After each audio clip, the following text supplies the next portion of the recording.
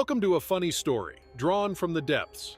Tonight I want to tell you a funny anecdote that happened to me a few years ago.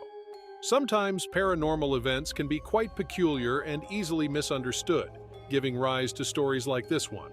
When I was a child in my hometown, there was a man who always carried a rosary with him. He was always in a good mood and was definitely someone who wanted to be of service to others. I remember during one Easter, while our parents and the older folks were preparing for the festivities, my friends and I were busy playing and causing mischief. It was as late as 11 o'clock at night when we saw that man climbing up a hill, and we decided to play a mean prank on him. One of my friends hid halfway up the hill, another a little further down, and I positioned myself near the top.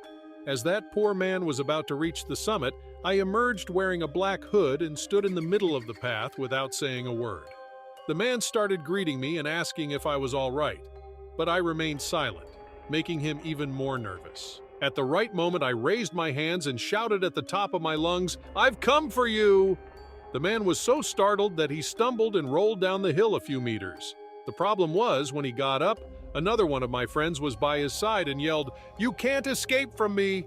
The man began screaming prayers into the wind, but his words sounded off because he had been injured from the fall. My friend raised his hand and pointed to the beginning of the hill, where my other accomplice shouted at him, "We're waiting for you to take you away." Oh, I remember how that poor man fell to the ground again, unconscious, all the way back to the start of the descent. After that, we took off our hoods, and, scared ourselves, we rushed to help him. But there was another problem. The adults had heard the screams and were approaching the place where we had played the prank.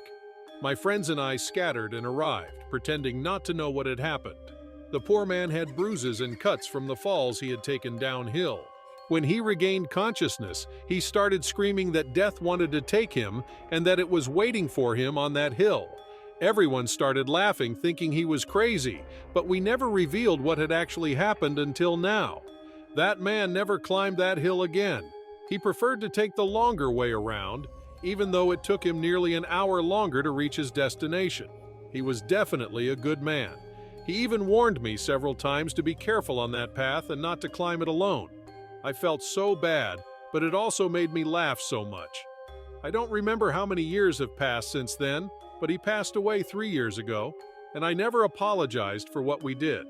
Although I believe it was for the best that I didn't. If you enjoy these kinds of anecdotes, share them and subscribe for much more.